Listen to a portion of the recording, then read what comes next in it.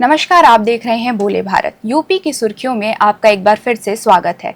मैं प्रज्ञा राय और मेरे साथ मौजूद है अनुराग जी। तो अनुराग जी, सबसे पहले शुरू करते हैं सियासी खबरों से। पूजा पाल ने ट्विटर पे ट्वीट करते हुए अखिलेश यादव पर हमला बोला है। इस पर आपका क्या कहना है? हाँ प्रज्ञा, आज ये है कि दरअसल समाजवादी पार्टी ने पूजा पाल कभी समाजवादी पार्टी में हुआ करती थी। पिछला चुनाव उन्होंने समाजवादी पार्टी के चुनाव निशान पर लड़ा था और पिछले राज्यसभा चुनाव के समय उन्होंने क्रॉस वोटिंग की थी और भारतीय जनता पार्टी के प्रत्याशी को वोट कर दिया था। तब से समाजवादी पार्टी से उनका अलगाव चल रहा था। फिर तमाम सारी चर्चाएं चली थी कि मंत्री बनने की उनकी बात आई थी, लेकिन मंत्रिमंडल विस्तार में उनको मंत्री नहीं बनाया गया। और अभी जब भारतीय जनता पार्टी के संगठन की टीम घोषित हुई तो उसमें वो उपाध्यक्ष बनाई गई। इनके साथ एक दिलचस्प बात ये है, पाल समुदाय के नेता हैं, विधायक हैं। राजू पाल हत्याकांड हुआ था प्रयागराज में, तो राजू पाल से इनकी तब नई नई शादी हुई थी और उसमें अतीक अहमद और उनके भाई का नाम आया था। इस कारण ये राजनीतिक सुर्खियों में रहती हैं। अब ये भारतीय जनता पार्टी के खेमे में है। चूंकि समाजवादी पार्टी से जुड़ी रही थी तो अखिलेश यादव भी पाल बिरादरी को लुभाने के लिए बहुत प्रयास कर रहे हैं। सपा की तरफ से पूछा गया था, उसी के जवाब में पूजा पाल ने ये कहा है कि भारतीय जनता पार्टी में तो चाय बेचने वाला भी प्रधानमंत्री बन सकता है। कार्यकर्ता आधारित पार्टी है, सभी लोगों को मौका मिलता है। पाल समुदाय के बेटे बेटियों को भी हक मिल रहा है। ऐसी बातें पूजा ने की और यहाँ तो उन्होंने नाम लिए अतीक, मुख्तार और सैफई परिवार को ही प्रमुखता मिलती है। एक हमला किया, राजनीतिक हमला किया। और भारतीय जनता पार्टी अखिलेश यादव की घेराबंदी के लिए पिछड़े वर्ग के नेताओं को, आरएसओ को आगे कर रही है। उसी सिलसिले में ये एक कड़ी है। अखिलेश यादव की सियासी घेराबंदी में पूजा पाल ने एक तीखा हमला किया है, पहले भी करती रही हैं। तो ये है, भारतीय जनता पार्टी ने भी, जैसे समाजवादी पार्टी ने भी अपना प्रदेश अध्यक्ष पाल समुदाय का ही बना रखा है, तो ये पाल वोटों की रस्साकसी है प्रज्ञा, और ये आगे और बढ़ेगी। और अपने हमले में उन्होंने अतीक का भी जिक्र किया, मुख्तार का भी जिक्र किया, उनके माफिया और इस तरह के जिक्र किया जो अपने वोटरों को प्रभावित करने की बात थी। चूंकि अतीक अहमद कांड की भुक्तभोगी खुद भी वो रही हैं पूजा पाल। उनके पति की हत्या हुई थी उस समय राजू पाल की, जो बहुजन समाज पार्टी के नेता थे, विधायक थे वहाँ के। उसमें अतीक और अशरफ का नाम आया था। तो ये मसला थोड़ा भावनात्मक तौर पर भी संवेदनशील है और राजनीतिक पार्टियां उसका लाभ उठाने की कोशिश करती हैं। पूजा पाल पार्टी के उपाध्यक्ष हैं, तो इस सिलसिले में उन्होंने हमला किया है। ये ओबीसी वोटों की लड़ाई है और इसमें इस तरह की बयानबाजी चलती रहेगी। अगली खबर तो पर अनुराग, बढ़ते हैं अगली खबर पे। फिरोजाबाद से एक खबर आ रही है जहां पे फिरोजाबाद रेलवे स्टेशन पर एनकाउंटर की सूचना मिली है। हाँ, ये आज ये सवेरे सवेरे एक बड़ी दिलचस्प तरीके से हुआ कि दरअसल पुलिस को फिरोजाबाद में एक सिकोहाबाद रेलवे स्टेशन है, वहाँ ये घटना हुई है।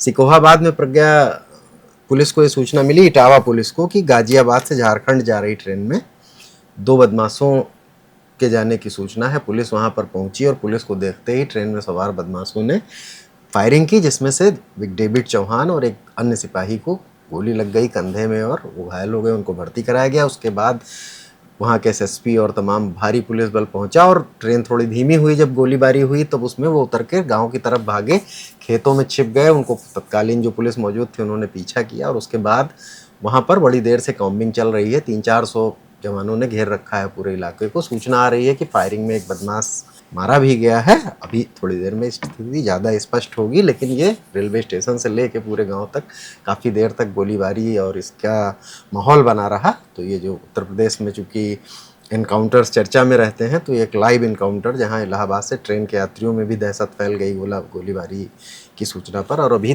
थोड़ी देर बाद जब पुलिस इसको लेकर ब्रीफिंग करेगी तब मामला और अधिक स्पष्ट हो जाएगा।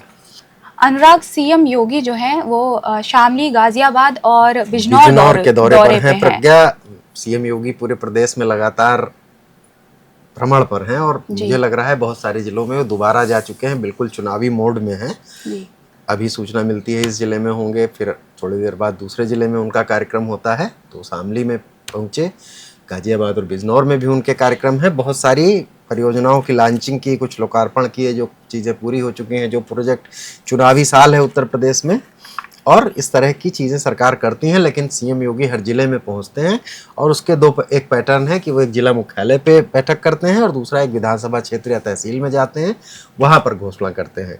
और ये क्रम लगभग पिछले महीने से उनका जारी है। आज पश्चिम की तरफ निकल गए हैं, वरना पूरब में कभी गोंडा, कभी गोरखपुर, कभी कुशीनगर, ऐसी सूचनाएं आती हैं। आज भी हज़ारों करोड़ की योजनाओं का लोकार्पण हुआ है। उन्होंने खूब बरसे सीएम योगी। सपा बसपा सरकार में उन्होंने माफिया राज की याद दिलाई, उनकी वसूली की याद दिलाई और तमाम सारी चीज़ों को पर लेकर विपक्ष पर हमला बोला। योजनाओं की सौगात तो मिली ही, यानी कि सीएम योगी, अगर इनको रैलियां मान लिया जाए प्रज्ञा, जहाँ जाते हैं इस कार्यक्रम में, तो इन रैलियों में वो ये समझ लीजिए कि वो लगभग हर जिले में 2 और रैलियां औसतन कर चुके हैं सीएम योगी।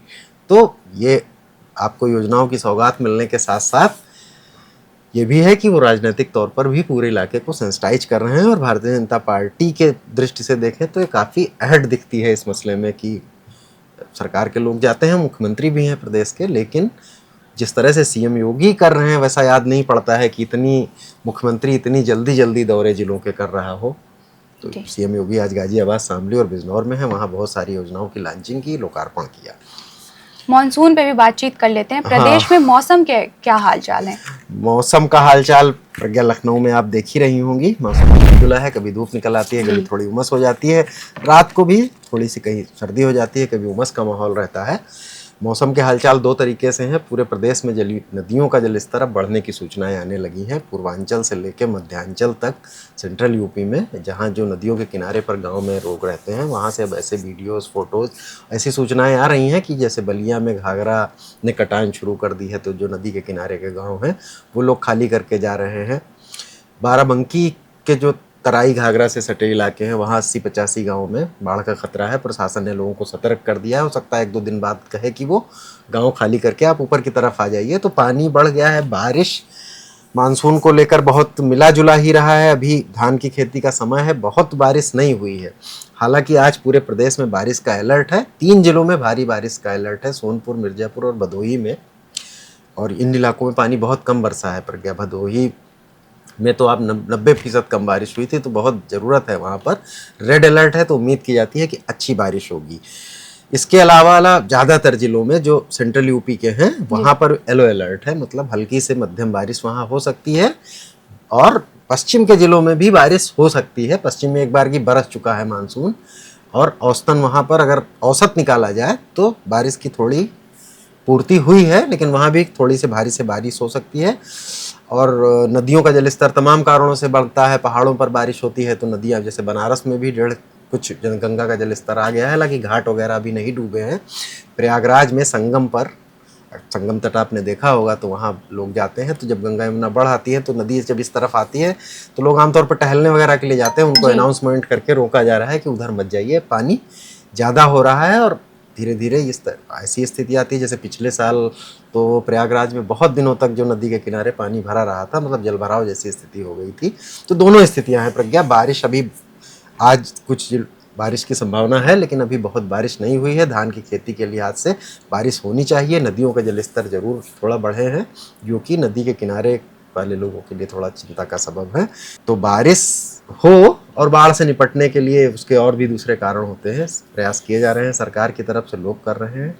बारिश होगी, अब चूंकि पूरे 75 जिलों में है, कुछ जिलों में अच्छी होगी, ये उम्मीद करनी चाहिए।